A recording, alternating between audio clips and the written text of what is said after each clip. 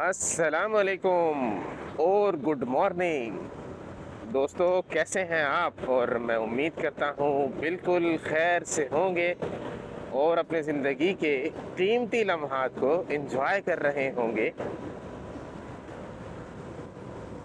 गुजरांवाला का मौसम सुबह बहुत ही मज़ेदार हो रहा है और हम आज सुबह सुबह अपनी बाइक का काम करवाने के लिए जा रहे हैं। कई दिन से बाइक में काफ़ी सारी ख़राबियाँ छोटी छोटी आ रही थी, तो हमने सोचा कि रमज़ान से कबल एक दिन अपनी बाइक के तमाम काम करवा लेंगे कि महीना डेढ़ महीना हम पुरसुकून गुजार सकें और बाइक हमें तंग ना कर सके और इसी तरह मुतवातिर हमारे मोटो व्लॉग्स बनते रहें।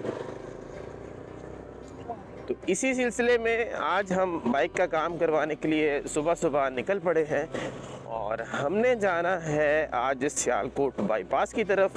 वहाँ पर हमारे एक बहुत ही प्यारे दोस्त हैं जिनसे हम अपनी बाइक का काम करवाते हैं।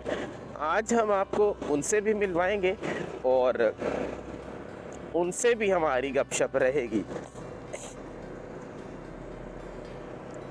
तो दोस्तों, मेरे पास जो बाइक है ये है यामाहा की YBZ। तो यामाहा की ये YBZ बाइक, इसके बारे में मैं आपसे अपना कुछ एक्सपीरियंस शेयर करूंगा और मेरा एक्सपीरियंस इस बाइक के हवाले से बहुत ही अच्छा है। मैंने 2019 में ये बाइक बिल्कुल नई ली थी और तब से अब तक 2024 के मार्च तक मैं इस बाइक को एंजॉय कर रहा हूँ। मैंने ये बाइक जब खरीदी थी उससे पहले मेरे पास होंडा की 125 थी 2010 मॉडल। 2009 मॉडल की जो होंडा की 125 है वो बड़ी ही ज़बरदस्त थी। अपने हवाले से वो बड़ी कमाल बाइक थी और उसकी बिल्ड क्वालिटी बहुत अच्छी थी। ठीक ठाक वज़न था उसका और यानी वो काफ़ी मजबूत बनी हुई बाइक थी।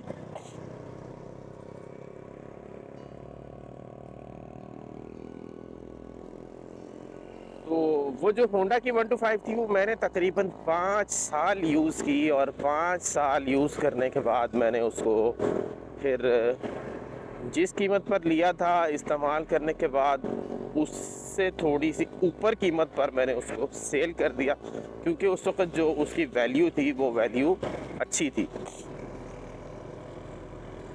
तो उसके बाद अल्लाह ताला ने मेरे लिए सहूलत पैदा की और मेरे पास ये यामाहा की 125 सीसी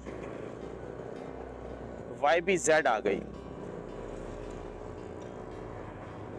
और चूँकि मैं एक राइडर हूँ और मैं काफ़ी घूमता फिरता रहता हूँ, तो मेरे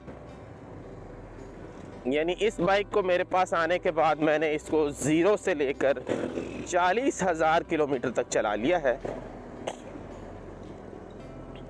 और इस 40,000 किलोमीटर में मैंने बर वक्त इसका इंजन ऑयल, जो कि तकरीबन 1500 किलोमीटर चलाने के बाद तब्दील किया है। मुस्तकिल मैंने इस पर तवज्जो दी और इसका इंजन ऑयल मैं फौरी तौर पर जो ही इसकी रीडिंग पूरी होती मैं तब्दील कर लेता। जो यामाहा की 125 YBZ है, इसी तरह इसकी YBR है और इसी तरह इसका एक मॉडल है YBRG। तो ये तीन इसके मॉडल हैं, तीनों मेरे पास इस्तेमाल में रहे, लेकिन मेरा इत्मीनान यामाहा की 125 YBZ पर ही बैठा और मैं इसी एतमाद के साथ आज तक इस बाइक को यूज़ कर रहा हूँ। इसने मुझे कभी भी अपने लंबे सफ़र में धोखा नहीं दिया। 2019 से ऑनवर्ड अभी तक तकरीबन मेरे 10 चक्कर मुज़फ़्फ़राबाद के लगे हैं।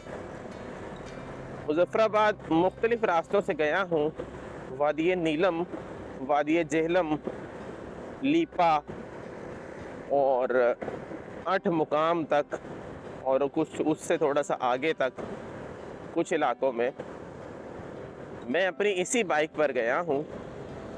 और मैंने इस बाइक पर 10-10 दिन का बेहतरीन टूर किया है, और ये टूर इतना शानदार रहता था कि मैं आज तक उन पुरानी तस्वीर और चंद एक वीडियोस को देखकर उन बहुत ही अच्छी यादों को याद करता रहता हूँ और अपनी मेमोरीज़ को दोबारा शाइन करता रहता हूँ। और इस यानी अच्छी यादों में जिस बाइक ने मेरा बहुत साथ दिया वो यही बाइक है जो आप इस वीडियो में देख रहे हैं, यामाहा 125 YBZ। इसी तरह आप लाहौर के बेशुमार चक्कर लगे हैं, गुजरांवाला से बेशुमार चक्कर लगे हैं, गिनती में नहीं आते। मैं इस बाइक पर फैसलाबाद गया हूँ, मैं इस बाइक पर शेखुपुरा कई बार गया हूँ, मैं अपनी इस बाइक पर मुल्तान गया हूँ, मैं अपनी इस बाइक पर इस्लामाबाद। तो वही बात हो गई कि इतने चक्कर लगे हैं कि मुझे अब खुद याद नहीं है कि मैं इस्लामाबाद कितने चक्कर लगा के आया इस बाइक पर। जब मेरा दिल चाहता मैं बाइक उठाता और पेट्रोल चेक करता और लाट यानी ज़बरदस्त तरीके से बड़ी जल्दी मैं इस्लामाबाद 4.5 पौने 5 घंटों में पहुंच जाता। और रात हो दिन हो मुझे कभी इस बाइक ने धोखा नहीं दिया। यानी धोखा इस सिलसिले में कह लें कि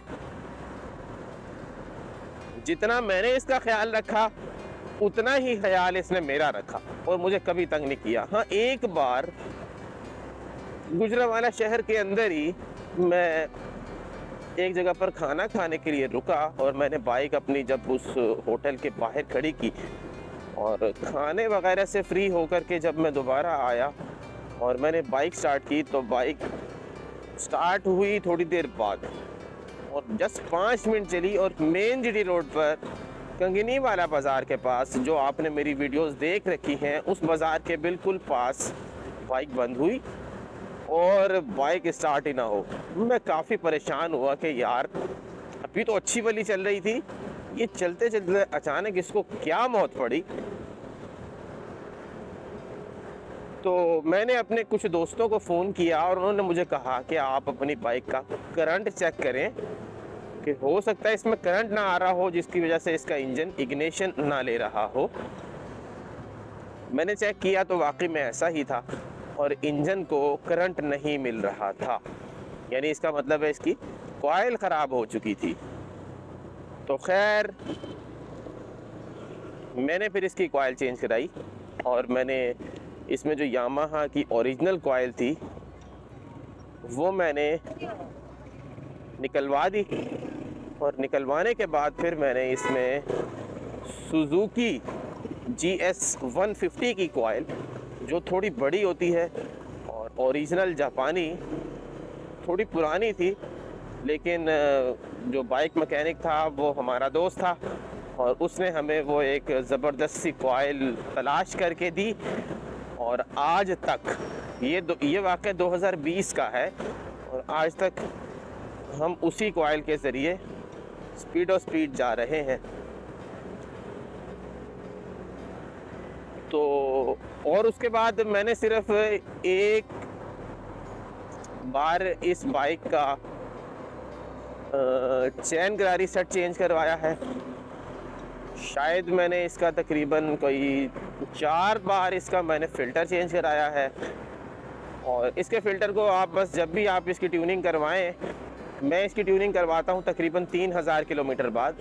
तो 3000 किलोमीटर बाद ट्यूनिंग करवाने के साथ ही इसके फ़िल्टर पर भी अच्छी तरह हवा डाल ली जाती है हवा के ज़रिए उसको साफ़ कर लिया जाता है, तो दोबारा से चल सो चल, दोबारा से जैसे थे वाला माहौल बन जाता है। और अल्हम्दुलिल्लाह अल्हम्दुलिल्लाह बाइक हमारा बेहतरीन साथ देती रहती है। तो नाज़रीन,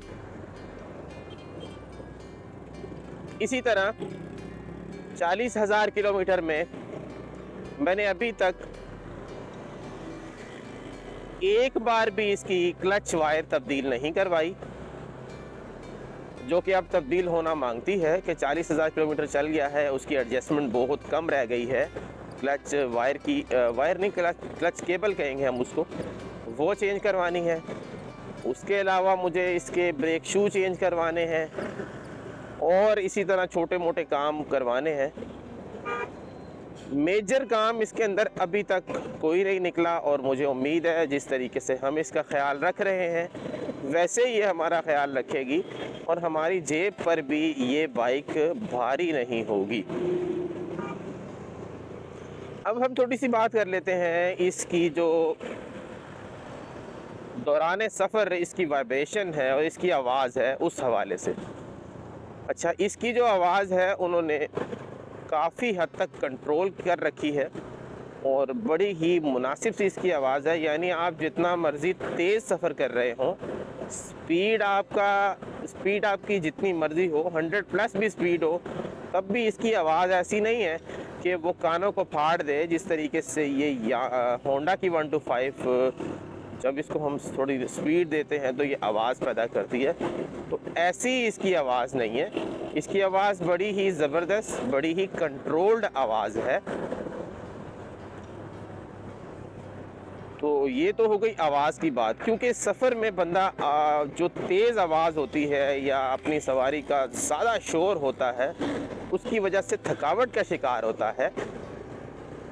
तो इसकी वैसी आवाज़ नहीं है बिल्कुल। इसी तरीके से देखिए, अभी मैं इस वक्त 80 पर जा रहा हूँ, 70-80 मेरी स्पीड है और मैं आराम से अपने ये जो बैक व्यू मिरर हैं, इन मिरर के अंदर मैं पीछे के जो मंज़र हैं उनको बड़े अच्छे से देख सकता हूँ और अगर कोई गाड़ी मेरे करीब आती है तो मैं उसकी नंबर प्लेट तक भी पढ़ सकता हूँ और मेरे हाथों में बिल्कुल भी वाइब्रेशन का एहसास नहीं है। और मैं सीट पर बैठा हूँ तो सीट पर भी मुझे बिल्कुल वाइब्रेशन का एहसास नहीं है। अगर इसके मुकाबले की बात की जाए, 70 होंडा 70 हो या होंडा 125 हो और इसी तरह होंडा की जो मारूफ बाइक घूम फिर रही हैं और बहुत पसंद की जाती हैं कीमत की वजह से और अपने स्पेयर पार्ट के सस्ता होने की वजह से, वो बाइक इतनी शदीद वाइब्रेशन करती हैं कि आप उनको बस 70-80 से अगर ऊपर चलाएंगे तो आप बहुत ही तंग होंगे। लेकिन खैर आदत डेवलप हो जाती है, इसलिए कोई लोगों को ऐसा कोई मसला नहीं होता। लोग जनाब यूज़ टू हो जाते हैं और चलता रहता है बस। बहरहाल, जब आप होंडा 125 से यामाहा YBR G या YBZ पर शिफ्ट करते हैं तो ऐसा लगता है कि आप जन्नत में आ गए। ये इतनी पुरसुकून राइड है और इतनी मज़े की राइड है कि वाकई आपको जन्नत का एहसास होता है और आप कहते हैं यार ये सब मैंने पहले क्यों नहीं किया। कीमतों का फ़र्क काफ़ी है अभी तक, अलबत्ता अगर आप रोज़ाना 25-30 किलोमीटर और हफ्ते बाद भी 50-60 किलोमीटर लंबा टूर करते हैं और इस तरह साल भर में 10-15 बार इधर उधर घूमने जाते हैं तो भाई उसके लिए ये बहुत ही ज़बरदस्त और बेहतरीन सौदा है कि आप यामाहा की बाइक ले लें। इसके कोई अखराजात नहीं है। मैंने आपसे अर्ज़ किया कि इसमें 1500 किलोमीटर बाद ऑयल डलता है और ऑयल इतना साफ़ होता है कि आप उस ऑयल को निकालने के बाद किसी और बाइक में भी भले 500 किलोमीटर चला लें, इतना साफ़ ऑयल निकालती है ये। तो ये सारी बातें थी। फिर इसका सिटिंग पोस्चर जो है, यानी बैठने का जो इसके ऊपर इसका सीट जिन्होंने बना रखी है वो बिल्कुल सीधी है और काफ़ी चौड़ी इसकी सीट है। इंसान बंदा बहुत ही आरामदेह सीट के ऊपर बैठता है। 1 to 5 की तरह सख्त नहीं है और ऐसी भी नहीं है कि पिछली सवारी या अगर आपके साथ फैमिली है तो वो भी बैठ बैठ के सुन्न हो जाए, ऐसा कुछ नहीं है। इसका सीटिंग पोस्चर भी इतना ज़बरदस्त है कि आपके बाजू बिल्कुल सीधे होंगे और थोड़ा सा ये नीचे की तरफ है। और पीछे वाली सीट, जो पीछे वाली सवारी होगी डबल सवारी, वो बहुत ही एहतियात से और बहुत ही ज़बरदस्त बड़े अच्छे अंदाज से बैठकर लंबा सफ़र भी कर सकती है।